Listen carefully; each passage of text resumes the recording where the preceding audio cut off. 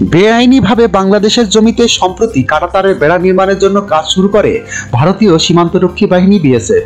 বিজিবির পক্ষ থেকে এ কাজে বাধা দেওয়া হলে চাঁপাইনবাবগঞ্জের শিবগঞ্জ উপজেলার চৌকা সীমান্তে উত্তেজনা শুরু হয়।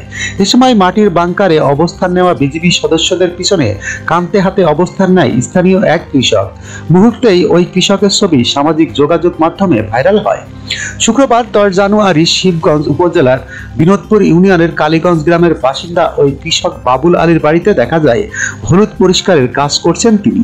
ওই দিনের বিষয়ে জানতে চাইলে বাবুল আলী বলেন, কাঁটাতারের বেড়া নির্মাণের জন্য ভারতের বিএসএফ মাটি খনন করছিল।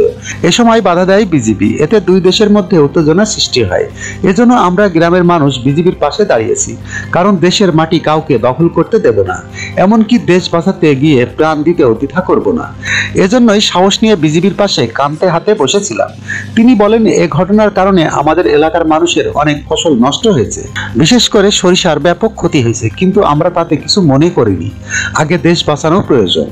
এর আগে গত 5 জানুয়ারি সীমান্ত পিলার 177/2S এলাকার কাঁটাতারের বেড়া নির্মাণ শুরু করে বিএসএফ। এরপর বিজিবির পক্ষ থেকে বাধা দেওয়া হলে নির্মাণ বন্ধ করে রাখে বিএসএফ। কিন্তু 7 জানুয়ারি বেলা 11টার দিকে ফের বেড়া নির্মাণের জন্য কাজ শুরু করে বিএসএফ।